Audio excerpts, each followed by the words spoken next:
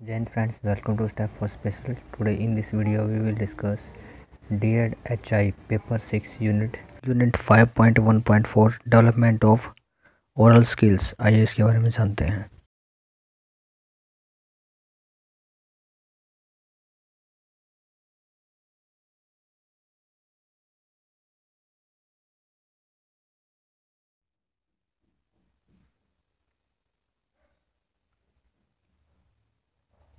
आइए अब जानते हैं development of oral skill speaking. मौखिक कौशल का विकास किस प्रकार से बच्चे में किया जा सकता है, उसके बारे में क्या क्या बताए गए हैं आवश्यकताएं, उनके बारे में जानते हैं। बोलना एक व्यवहार है। व्यक्ति में संवेगात्मक विकास के कारण बोलना संभव हो पाता है। जब तक भाषा की समझ किसी व्यक्ति को नहीं होगी तब तक भाषा का विकास नहीं होगा। मौखिक भाषा सुनने पर निर्भर है। बच्चे में श्रवण जितना अधिक होगा वह उतना ही अधिक मौखिक रूप से कौशल के साथ जुड़ पाएगा। अब यहाँ पर बताया कि जो बोलना है वह एक व्यवहार है, किसी व्यक्ति का बिहेवियर हो सकता है, मतलब जो बोलने की कला है वह उसके व्यवहार के बारे में प्रदर्शित करती है। अब बच्चे के अंदर या व्यक्ति के अंदर जो संवेगात्मक भावनाएं हैं उनको प्रकट करने के लिए वह बोलता है, और जब किसी व्यक्ति में किसी भाषा की समझ हो पाती है तो वह बोलता है। अगर वह किसी व्यक्ति में भाषा की समझ नहीं है तो वह बोल नहीं सकेगा, और जिसके लिए उसको मौखिक रूप से भाषा को सुनने पर निर्भर होना पड़ता है, ये यहाँ पर बताया गया है। आइए इसके बारे में आगे जानते हैं। यहाँ पर बताया था किसी भी बच्चे में जो श्रवण शक्ति है जितना अधिक प्रभावी होगी, वाणी व भाषा उतना ही प्रभावी होगी। अब किसी व्यक्ति के अंदर जितना अधिक वह सुनेगा, जितना अच्छे से वह सुन पाएगा, उसके अंदर भाषा वाणी का विकास भी उतना ही अधिक अच्छे से हो पाएगा, ये यहाँ पर बताया गया है।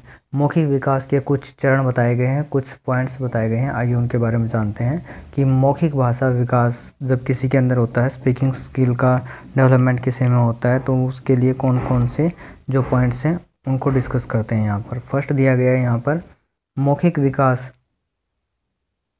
सुनने की प्रक्रिया से संभव है। बच्चे को चाहिए कि वे अपने हाव भाव को मौखिक रूप से प्रकट करने का प्रयास करें। मौखिक रूप से वाणी एवं भाषा को प्रकट करने में परिवार का सहयोग होना आवश्यक है। अब यहाँ पर बताया कि जो भी व्यक्ति है या फिर बालक है, उसके लिए मौखिक रूप से जो भाषा है उसको प्रकट करने के लिए जो उसके हाव भाव हैं उनका प्रयोग करना बहुत ज़रूरी होता है, और उनके हाव भाव के साथ ही जो भाषा है वह एक्सप्लेन की जाती है या प्रस्तुत की जाती है।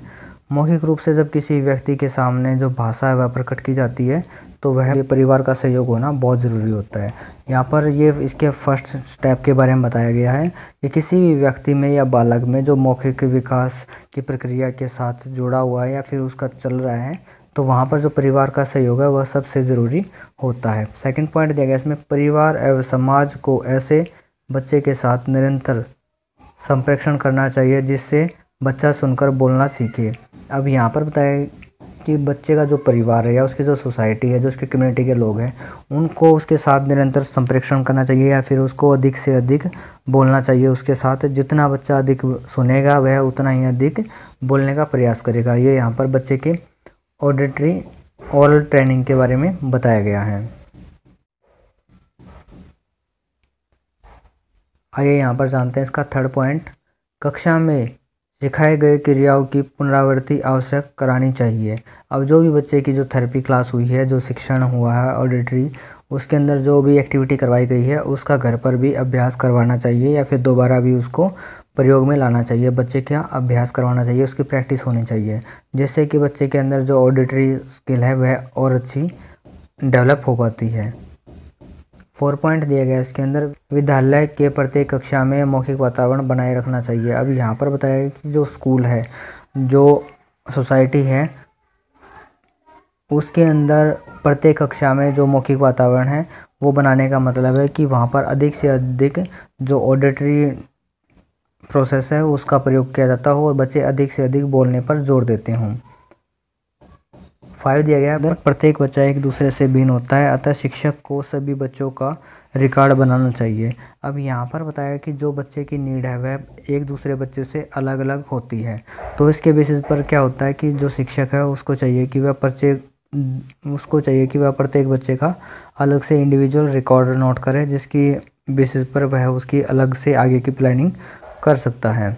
6 दिया गया इसके अंदर, विषयों से संबंधित ज्ञान को मौखिक वातावरण में समझाना चाहिए। अब यहाँ पर बताया गया कि विषयों से संबंधित ज्ञान को मौखिक वातावरण में समझाना चाहिए, कि जो भी कंटेंट बच्चे के साथ डिस्कस किया जा रहा है वह बच्चे के साथ मौखिक रूप से डिस्कस किया जाना चाहिए। उसको अधिक से अधिक ऑडिटरी प्रोसेस के द्वारा ही प्रस्तुत करना चाहिए, यहाँ पर बताया गया है।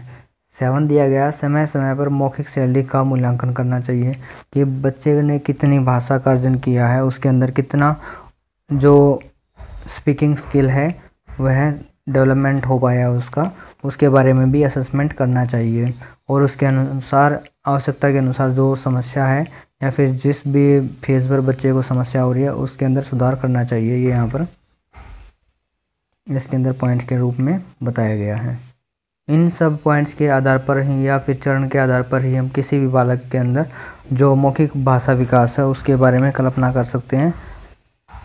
अगर इन स्टेप्स को हम समय समय पर फॉलो करते हैं या फिर बच्चे की आवश्यकता के अनुसार अप्लाई करते हैं तो बच्चे के अंदर जो मौखिक स्किल है या फिर जो स्पीकिंग स्किल है उसका अच्छे से डेवलपमेंट हो पाता है। ये किसी भी बालक के अंदर जो मौखिक भाषा का विकास करना है उसके लिए प्रथम आवश्यकता के रूप में प्रयोग की जाने वाली जो मेन पॉइंट है उनके बारे में चर्चा की गई है यहाँ पर।